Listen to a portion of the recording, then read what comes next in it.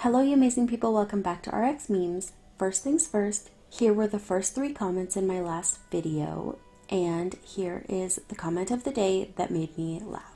The verdict in my last video was that we like music and we're bringing music back. So if you don't like music, here is my advice to you.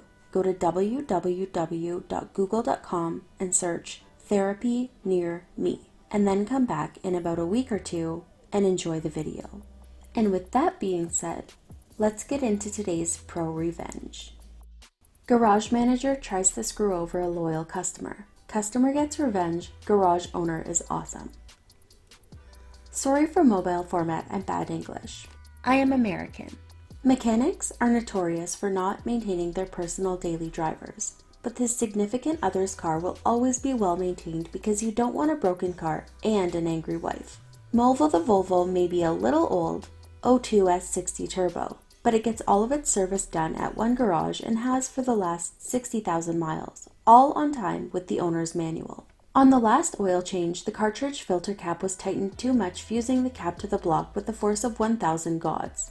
The service writer tried to sell me a new cap in repair, has to air chisel the plastic cap off. I laughed and asked to talk to the GM, general manager, or owner. I told the GM that this shop has done all my services for the last 60,000 miles. If this was improperly installed, the fault is on them.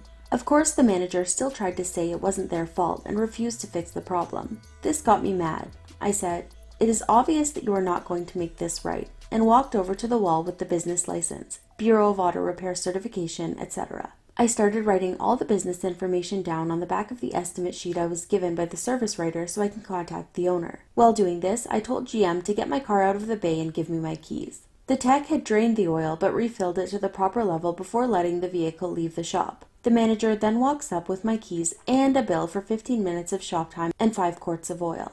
I looked at him and said, "Really? You want to be like this?" And the GM replied, "Yeah, I didn't charge the 1-hour minimum, so feel lucky."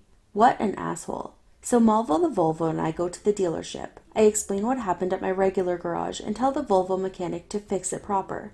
About $400. Now that Malvo is fixed, I get to work. I did some digging and found the owner of the shop's phone number. I explained to the owner that I would have no choice but to bring a lawsuit against the company to reclaim the damages and legal fees because the GM was not willing to fix a problem that was caused by a technician at the shop. After legal fees and costs, this $400 fix could cost the shop thousands in court. The owner cooled me down and was on my side. I meet him for lunch the next day and walk him through what happened. He apologized for the problem and went to the garage after lunch. The moment we walked in, the GM walks up and greets the owner. "Hey boss, how are..." Gets cut off by the owner saying, "I'm not your boss anymore. Go into the office, wait, and I will tell you why." The owner writes me a check for the dealership bill, refunds me the repair bill, and hands me a ticket book full of free oil changes, a transmission flush, tire rotations, etc. He says, "I've been in this business in this town for 40 years. I take great pride in my company's reputation and hope you keep doing business with us." I reply, "You got my business for life because you made things right." On my way out, I stop and arrange a service appointment for my other car and can hear the owner ripping into the GM. GM walks out of the office and as he passes me mumbles something I couldn't hear. The next time I brought a car in, the service writer told me that GM had to move away from this town because nobody would hire him. Local business owners here talk a lot and the shop owners let everyone know that GM was dishonest to customers and could possibly damage their reputation with his "not my fault" attitude. Try to ruin my reputation? I'll make sure yours never recovers. This is long, so there's a TLDR at the end. It's kind of convoluted to explain because this revenge is of the subtle, slow burn kind. Back in high school, I had a very small group of friends. My then best friend, who we'll call Jenna, was one of the only people who knew a lot about me. Not that I wouldn't tell people about myself, I just never bothered to unless asked.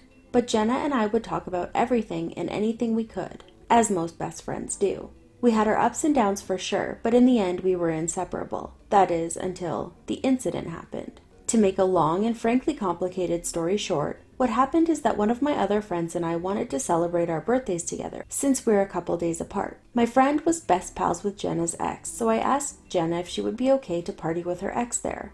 I said it was fine if she wasn't, and that we could go out to lunch or do something else. Jenna said it was okay and we had a fun day at the amusement park. up until about the last hour, where I was in line with Jenna's ex and a few of our friends while she went to get a locker. I guess I said something that her ex took as flirting and they kissed me, literally out of the blue. I wasn't expecting it, no one else was expecting it, least of all Jenna, who had turned around and was walking back to us at that exact moment. I was absolutely mortified. I profusely apologized to Jenna, even though everyone in my friend group agreed that I didn't initiate anything and that I was caught off guard and wasn't a consenting member. But Jenna was absolutely livid. At every opportunity she could, she'd bring it up to invalidate anything I disagreed with her on. It didn't matter what I said, how often I apologized, how genuine I was, or how shitty I felt about it. She kept bringing it up to hang over me. It was a gotcha card in any argument we had, and I eventually got sick of it and told her that, look, I have apologized so many times for an event that wasn't my fault. I wanted no part of it, and everyone in our group agreed that it was out of nowhere. After a while, we drifted apart because she was emotionally abusive towards me, and I finally put my foot down and ended our friendship. Come to find out later, though, she was spreading lies and rumors about me to anyone who would listen. That I was an attention whore, that I loved drama, that I was a terrible human being who feels nothing. Basically, she was telling people I was a sociopath with no empathy and an inability to care about other people. She used a lot of the deep personal things I had told her against me. She turned people against me before they had even met me, told them that I was bitchy and callous, and that I was looking for a reason to start drama, which cannot be further from the truth. I actively avoid drama at all costs because I do not have the time or energy to deal with the emotional toll it costs. My parents gave me enough emotional trauma to deal with. This is when I finally snapped, because it takes a lot to really get me riled up to a point where I'm going to do something about it. But I had dealt with her emotional abuse for years, and I finally got sick of it and ended shit between us. But when she made a point to try and ruin my reputation, I finally snapped and had had enough. So I made it a point to do the same shit she was doing to me, but worse, and make it seem like I wasn't doing anything to her at all. In fact, I played it off like nothing was wrong at all. She had found another best friend after me who we'll call Martha. Martha had just moved from Florida and had no previous knowledge of Jenna or me, but Jenna had turned her against me based solely on her undying thirst to get people to hate me. So I turned my kindness up to an 11. Martha and I had the same lunch, but Jenna didn't. I'd sit and talk to Martha and low-key put in little digs about Jenna that I knew Martha had a hard time dealing with. Didn't take long before Martha and I were best friends and Jenna had to find someone new to associate with. She moved on to another girl who we'll call Catherine. Same thing that I did to Martha, I did to Catherine. Found the little bit of irritation and made it grow into full-blown annoyance, nearing hatred. For some reason, Jenna could not keep a best friend for more than a few weeks before they'd blow up at her and stop talking to her. This would happen to every single person who would be her best friend. She'd befriend them and I would swoop in and slowly turn them against her by using nothing but truths about her, unraveling her friendships before they could really take hold, with only the issues she would cause herself. Sometimes these problems would take a little longer to manifest themselves, but I'm a patient person when it comes to these kinds of things. The moment I saw a weakness, I would talk them away from it simply being a minor issue to part of a full-blown problem that they personally had with her. I suppose I'd talk them up in a way, rile them up so they'd be the ones to get mad at her without them ever connecting the pieces that it was me who got them there in the first place. When we eventually graduated, Jenna had no friends and was nearly universally hated. Not that I made up lies about her. Everything I did or said was true and based on actual things she said or did that already annoyed people. I just got good at pointing stuff out and forcing people to re-examine their relationships with her. She could never figure out why no one wanted to be friends with her, or why the people she was briefly friends with would leave her in the dust after a very short period of time. She had to move out of state for college because she had no friends from high school at home that she could associate with.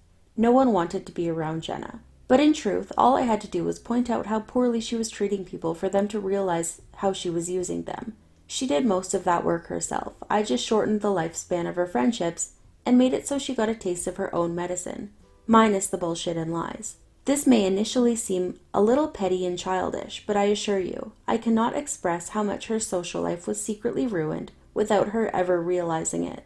She never suspected me because I made sure to never say what annoyed me about her. I'd simply listen for a small bit of information, then take it and run with it. People never say it was me who was talking shit because in their minds it was their own personal issue. In reality, I was the one who sent them over the edge. She believes people just hate her for no reason. not because she took her anger a step too far and pushed me over my limit. Okay, I agree that Jenna did definitely deserve this. As a female who went to high school, I've come across several Jennas in my high school career and would love to have gotten revenge on them. However, I can't shake the fact that Jenna did try and say that this girl is a sociopath, and maybe she's not a sociopath, but it's definitely conniving to manipulate anyone to feel a certain way because you want them to feel a certain way. That's all I'm gonna say on that. Alright everybody, that's it for today's video. I hope that you liked it. As always, my ats are somewhere on the screen. If you want to reach out to me, I love to hear from you, and I will see you in my next video. Bye!